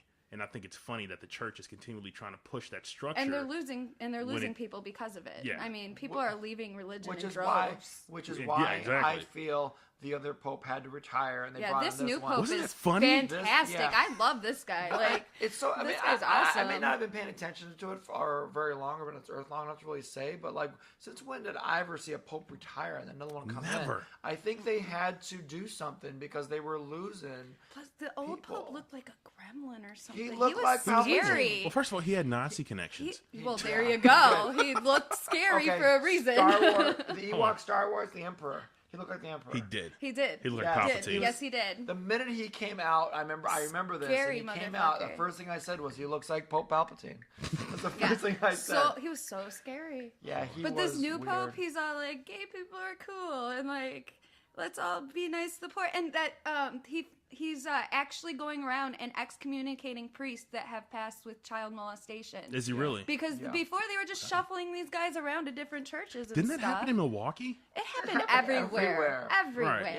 Yeah, But there's a big huge diocese in Milwaukee. It's like the biggest in the Midwest. And then Boston was the other one. Yeah, well, the thing is that those are the ones that we hear about. Because they're the Those biggest. are the ones, Because those they're are the the ones biggest, that we hear about. Those are the ones that get caught. You know, those are the ones that... And then the Pope, also there was that cardinal that was living in like a mansion, and the Pope took it away from him and made it a housing for the poor. Check this out. Which is exactly He's what an it should awesome be. guy, yeah. So the last Pope, the retired Pope. Scary guy. Pope Palpatine. Pope Palpatine. Real name, Joseph Ratzinger. He joined the Hitler Youth when he was 14. Well, that's not fair because everyone kind of had to. Like, and then he served in the German military. Again, everyone sort of had to. Yeah.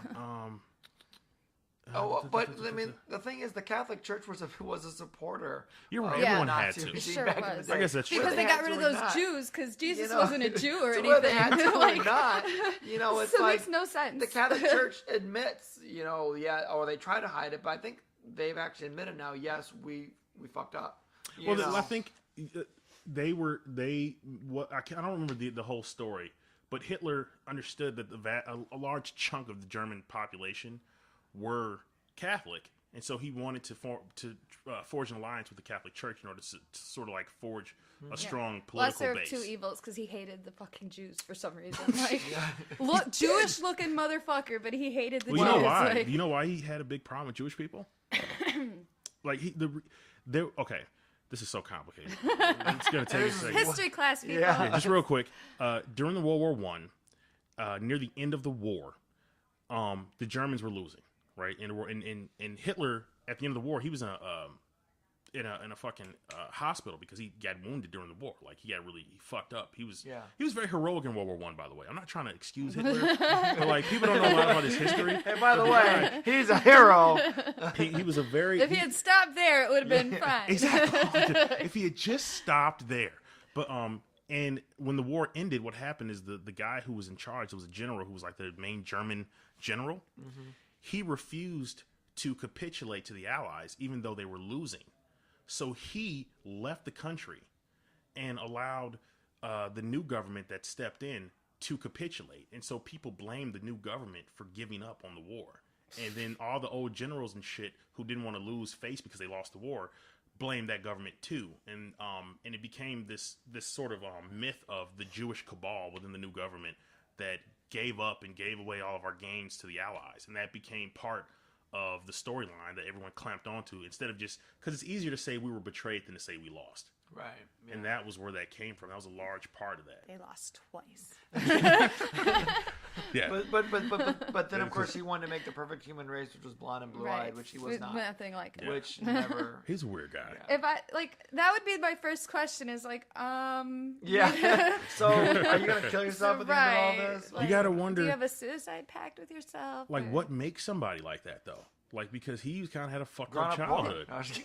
He did though. He failed out of art school. He did grow up very poor. Failed out of art school. Hitler grew up like in exceptional so did I, poverty. but I'm not trying like. No, he lived in a van down by the river, and he's not shooting people. And I'm watching him. No, I'm saying like it was more than that. That was definitely part of it. Like he had a big chip on his shoulder from his youth.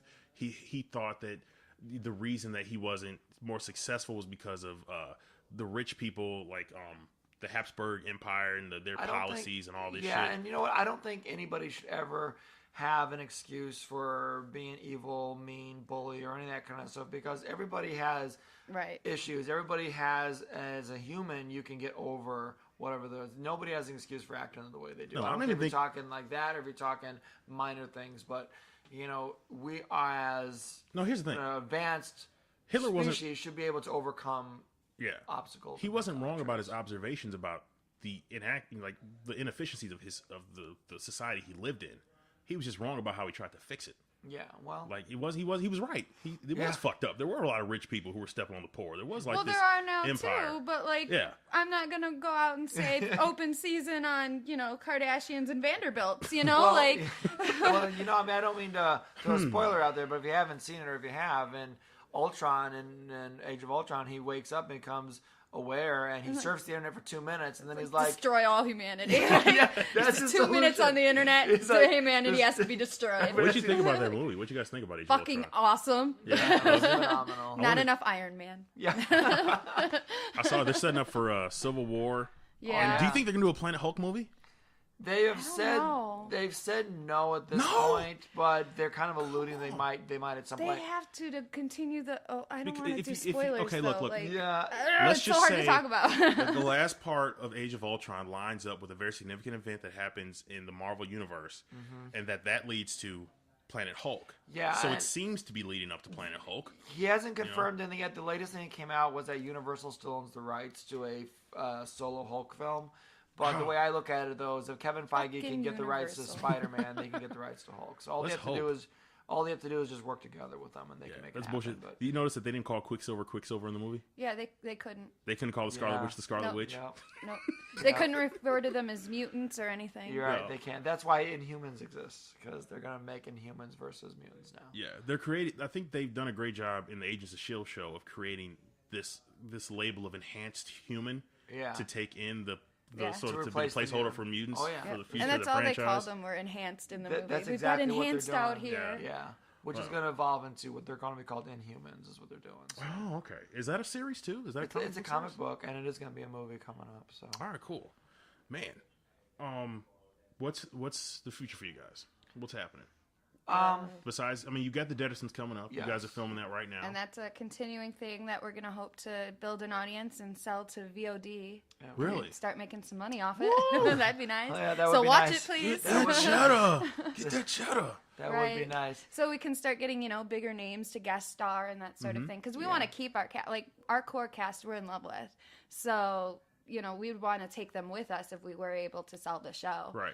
And then that way we could get better names to guest star. I told her I think it would be great if in the future we had old classic TV stars guest star as zombies on this. Because that's the style of the show, is we're going for like the old timey, like the Munsters or the Addams Family, the old timey shows just set more in modern times with a bit of social commentary thrown in. And we're going for black and white sitcom. We're gonna have a laugh track and everything. And applause. It's gonna be fun, and it's silly. So you don't see that kind of stuff in the trailer yet because it's not fully edited. But you can definitely see that you guys are paying homage to. Yeah. Oh yeah. Yep. And we actually have some very talented musicians that are writing us theme music and credits music and all sorts of stuff. Yep. Deanne Baker is writing us a score and theme music, and the band Sunspot out of Madison actually just wrote us a theme song that we're going to definitely use in the second episode, and we'll probably have as the end credits song. And people who are listening will have heard that already, because it's going to be in the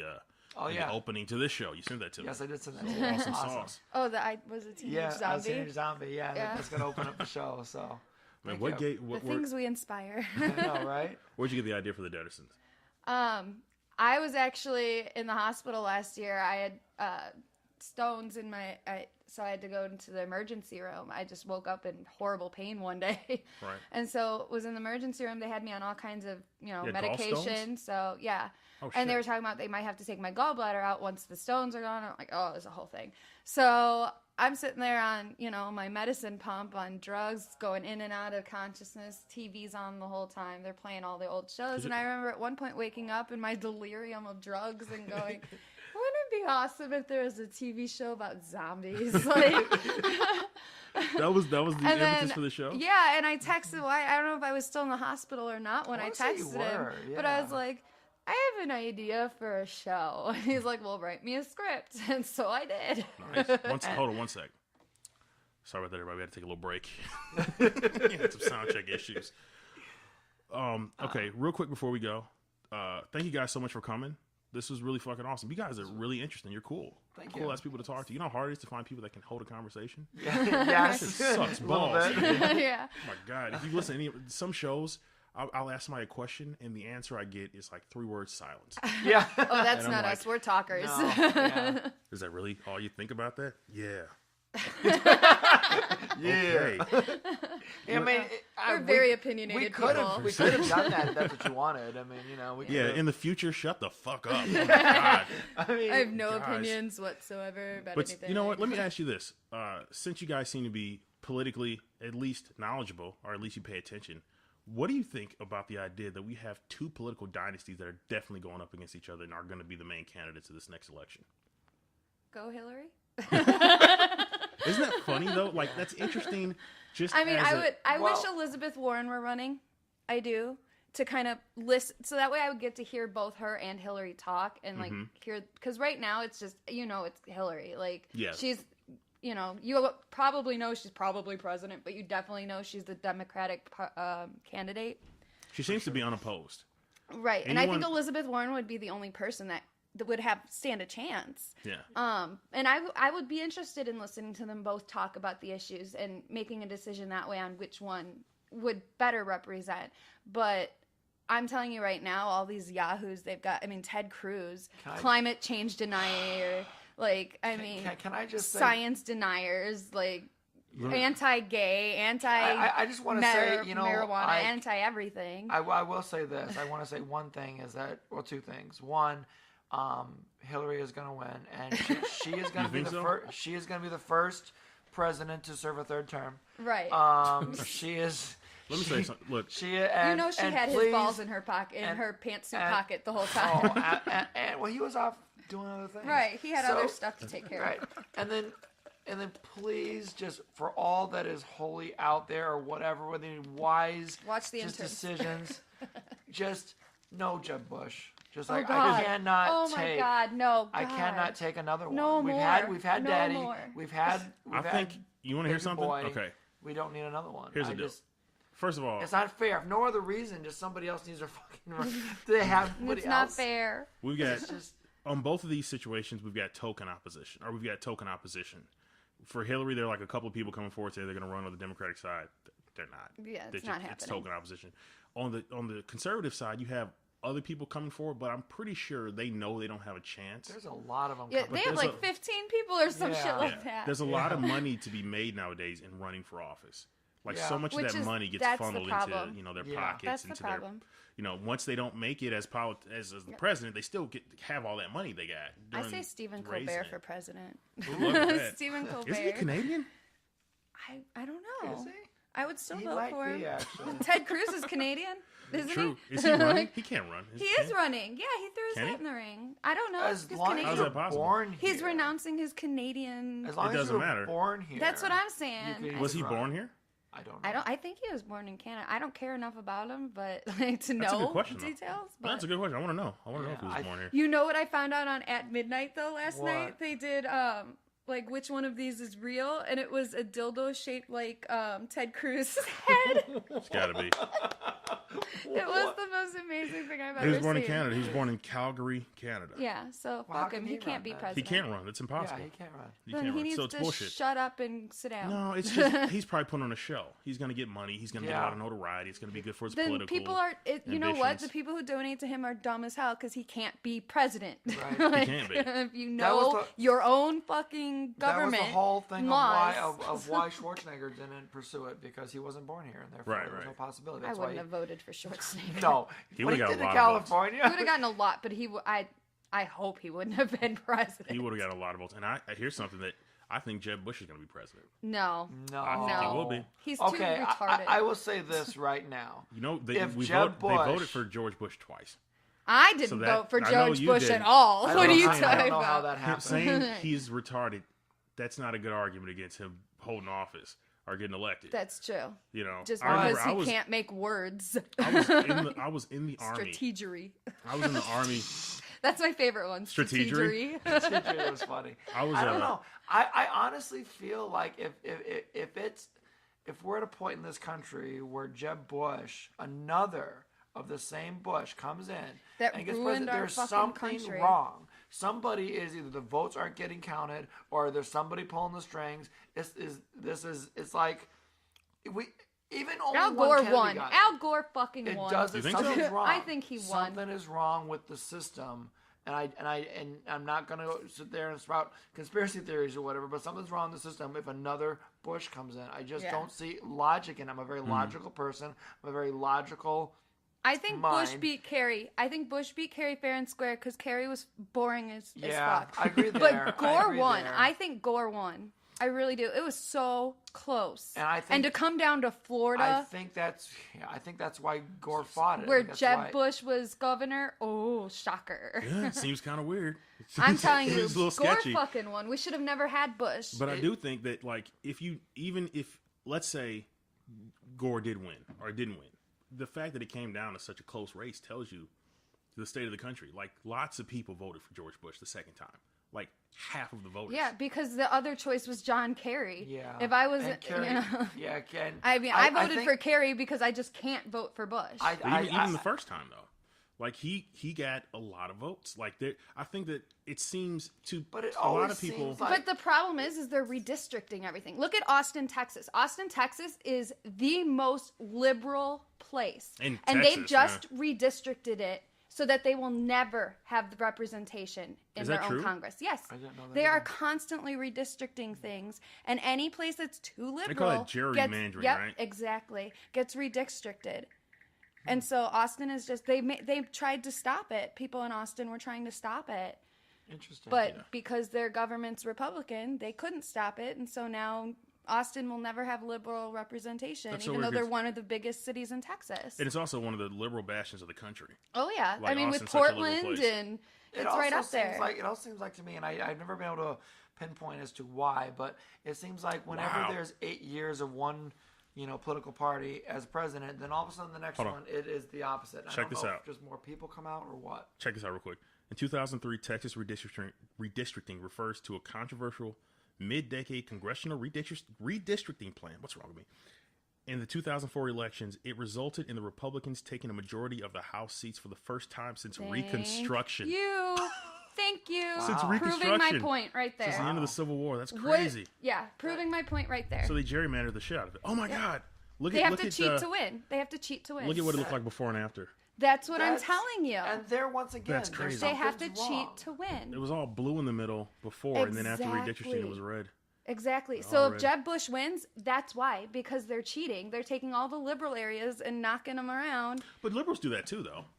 Well, I'm sure they do. I'm not saying it's not something that happens, but most recently, every single instance has been to benefit Republicans. I mean, our state nearly went red, and our state's almost always blue. We got a conservative governor now. Exactly. Because you know why? No one votes in the fucking midterms. I went and voted. I sure as fuck didn't vote for Scott Rauner because I knew exactly what's happening was gonna happen. I'm just waiting for him to get arrested too. So right there with Blagojevich. It's Illinois. People need to start voting. Like people fought, especially women. Like women fought for our right to vote. Like I feel so. Like I feel the history every time I go to vote. Like I feel like it's my responsibility to the people that fought to give me that right. Like, because, 100 years ago, women couldn't vote. And people, they fought, they stood up for it. Which makes no sense to me, because women are so much more logical. They protested. Logical, but they're so much more logical, but women are so much And it's the same for minorities. I mean, they had to fight for their right to vote. Yeah. So they should be out there voting. I mean, pay homage to the people that gave you the rights you have today. Yeah. And that's the way I feel about it. No, and absolutely. Everybody should be out there voting and making their voice heard. And if you don't vote, you don't have a right to complain about how things are because you gave up your right. Like, yeah, it's tough though because people have voted, and yet they feel like people feel like they're not seeing a result from the voting that they thought they would see, and so you become. When I've asked every single person I've asked if they voted in these last midterm elections that got Scott no. Yeah, but here's the reason. No. It's not because of the midterms, because of the election before the midterms. Like, people went out, they voted, they elected Barack Obama the first time, the second time. A lot of people are just not happy. They don't feel like... I'm happy. Let me tell you, in 2008, I had no job. I couldn't even get Link. I mean, my life was horrible. From 2000, it just started getting worse and worse and worse in the early 2000s. And then by the time I was out of college and all that, it was horrible. I couldn't even get employed at McDonald's. And I'm someone who's had a job since I was 16, 2008, could not even get hired at McDonald's. There were no jobs anywhere. At the end of Obama's run, I have 2 full-time jobs, one of which I'm the manager at. I've got enough money that I'm off pursuing my dreams of making films. and I'm financing it all myself. We're financing everything for the Dedersons. We're not getting loans. We're not doing it with credit cards. This is all the money that we're making. And we're in positions now where we're comfortable enough to do that. So do you feel like it's just a feeling that people have and that it's not actually reflective of reality? I think it's people watch news and the news owns everything. Yes. So they can present whether it's liberal bias, whether it's conservative bias, whether it's Fox News and they're just wrong all the time. I mean, the media is the biggest cause of the problem. The media there's no honesty in media anymore. And so people are watching their news and they think they can trust it. All the Fox News viewers think they can trust these people regardless of the fact that their stories have been proven false. They still trust what they're being told because this is a news source. They're supposed to be giving them information. You know my favorite? Like, so the most watched person on Fox News is Bill O'Reilly? Is it Bill? Does he get the most? And right after that thing with Brian Williams, another thing came up where Bill O'Reilly got caught lying about something. He's still on the air. He hasn't been shamed off the air like Brian Williams. Yeah, because Brian Williams is a respected journalist. And so it hurt more to find out he was lying. That's true. There was a credibility issue at the news organization that he worked for that you don't have when you work for Fox. There's no credibility issue. Exactly. Did you ever see that video of him talking about the tides? About how he doesn't know how tides work? Yes. You never Bill seen O'Reilly? this? Yeah. No, I've not seen that. Okay. Yeah. He was trying to say that science doesn't understand everything. Oh God. And he's like, people don't know how the tides work. Tides come in, tides go out. You can't explain that. And that's just hilarious to me. I was like, I think my 'Cause he doesn't know how third grade tides biology class explained that. I know. I remember making a graph of that when I was in elementary school. Like, he's like, oh, here's the moon, and the moon's over here now, and the tides move. And I'm like, hey, I learned it. Bill doesn't get that shit. Right. And by the way, I don't want anybody to get the wrong impression. I think Barack Obama is 10 times the president that George Bush was. Fuck yeah, he is. What bothers me a lot, people complain about the president, and I complain about the president. But if you asked me, would I rather have a country led by Barack Obama or George Bush? It's Barack Obama all day if I have that choice. Fuck yeah. Because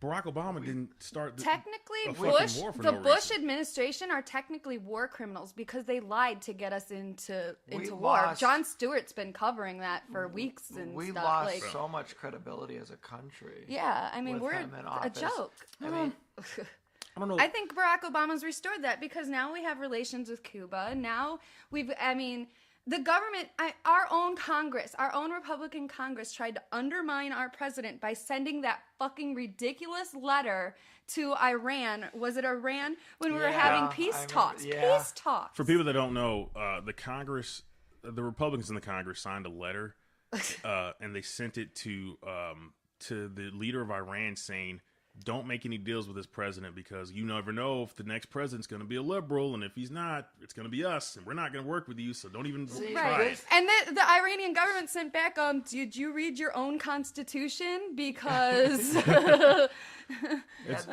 this is what I don't get. This is what frustrates me about politics in general, is the fact that we'd be so much further along as a society if we would just... forget, I don't understand why as human beings we can't just work together. Because Republicans represent the rich and the rich want to stay rich. Do you think it's just the Republicans though? I'm in the position now where I don't think it's one party over the other. I think the liberals are just as ridiculous. I really do. But at least they're not denying fucking science. This is true. That's my problem. I have a very low tolerance for stupidity and ignorance. Well, not stupidity, ignorance. And ignorance is when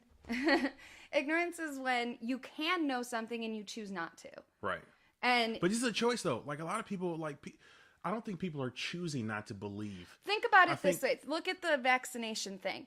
One study years ago that said that vaccinations are linked to autism is what started this whole fucking thing. That study has since been debunked. There have been hundreds of studies since saying, no, there is no link to autism. And yet we still got a measles outbreak because people won't vaccinate their kids. And by the way, the guy, the dude who did that study, the scientist that led it, this is an English guy, and he got disbarred. I don't know if he got disbarred, but he lost his license to practice because it turns out that he was getting paid by a company to conduct that study. Exactly. So he's taking corporate money. But then you get some idiot like Jenny McCarthy out there it's true, and let me write a book, and then Oprah promotes her book. It's like, Oprah, look into this. Come on, girl. But what I'm saying is, when I say people aren't choosing not to believe things, like Jenny McCarthy doesn't want her kid to get measles or to be harmed or die. She really believes that shit. That's what I'm saying. Like, but she could know. She could look at the evidence. Look at the fact that the one study she keeps referencing is bullshit. And look at the scientific evidence that's come out since. And the fact that no one has fucking polio. Then maybe that, I think it comes down to people have a general idea of you're taught something. Let's say you're raised to believe something. So let's say this person taught Jenny McCarthy something. Therefore, it made sense to her. She ran with it, did no more further research, did no more updating her ideas. Willful ignorance. And you never want, so therefore, you're right. She's not saying, well, I have the opportunity to get smarter. She believes it. She believes it. She does. Clearly she does. But she doesn't have any other, she has not seen any other evidence. She's not researching She won't more. look at it. And what's that called? Confirmation bias? That's a problem with a lot of I think people. Confirmation bias is a psychological thing where people ignore or forget things that disprove their position, but they tend to magnify. Well, most people don't want to admit that they're wrong. And I don't care. That's one of my major problems with, religion and talking to even some politics, well, most politics as well, is the fact that once they make a stand on something, they can't say, well, okay, I was wrong about that. Which I think is wrong, because that's just growth. I mean, if I tomorrow learn something that changes something I thought, then I'll go, okay, awesome, now I know. Right. Like, I'd rather be better informed. Right. We used to think the Earth was flat. Then they learned that was wrong. Even though there's an internet site out there called Flat Earthers where some people think it is flat, which is hilarious to me. But anyway, and there was a Cracked article that said that no one ever believed the Earth was flat at all. I can't remember where their sources, but I read Cracked, so who knows? I like Cracked, but I don't read it enough. But that may be true, and that's just the thing. Is like we're even. I don't think it's bullshit. We're even even people used to use phrases like the corners of the Earth. Like that's a common phrase from back in the day.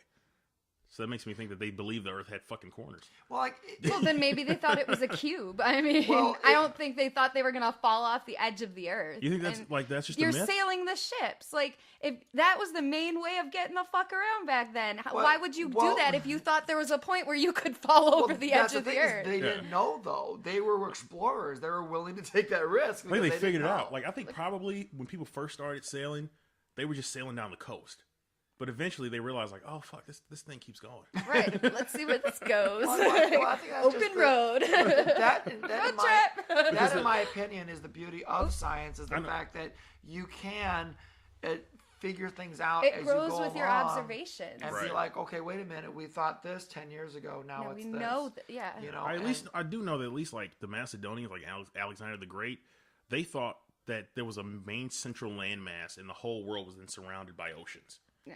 So they thought when you hit an ocean, like, okay, it's just water. Which they weren't wrong. They were just way in the past. Way in the past during Pangea. Think about it, though, during that time, how would you know? Like, let's say we lived here. We had no clue about anything else. And you looked up. You wouldn't think there was much more of a world past Rockford. Right. Unless you started traveling. Right. Especially you couldn't and then it's just somebody. all Illinois then, because we don't know about other states outside of us. So it's all it keeps going. It's all Illinois. You had to walk everywhere, too. Yeah, you have to walk everywhere. Stop walking, man. Back then, the big story's like, I remember my great-grandfather told me that once he walked to a place called Chicago. Right, exactly. It's a magical land. And there's a road called Cicero. All right. That's right. Don't go there. Or go there armed. Right. This conversation was fucking awesome. Thank you guys so much for coming. This was really cool. Yeah. And we are pushing the edge. I know you guys got to go. And so I'm not going to hold you any further. Usually I would just pretend like we had more time. Yeah. I didn't even tell you. I wish I did have more time. This is actually very entertaining. And like I said, this was fun, and you're a very good host. And thank you, man. And you guys didn't hardly eat the food, by the way. We're conversationalists. Right. I was rude eating cookies. Motherfuckers. I was worried about eating on the microphone. I spent like $10 on this shit. Now do it. Well, I don't know if you wanted the full conversation to be. Trust me, we've had those shows. Yeah. So how can people find you on the interwebs? YouTube.com/NotebookMovies, Facebook.com/NotebookEntertainment, Facebook.com/The Dedersons, /Tales from My Life, /Retail the Movie. Right. We've got a lot of different sites. We're everywhere. All the links will be in the show notes. Yeah, fantastic. Sure. That's what we do. We do have an Indiegogo running as well right now. Yes, that's right. Let's talk about that for a quick segment. I'm trying to bring back my retail series. So what I'm trying to do is I need some funds to build the set. And once I get the set built, we're talking they won't let him back in the store. Yeah, well, American closed down. We're trying to not get arrested, is what it is. Yeah. So filming in stores don't work out because they do it for temporarily. Or we ran into this with the Deddersons. We had a butcher shop, and then all of a sudden they're like, you know what, we're not comfortable with it.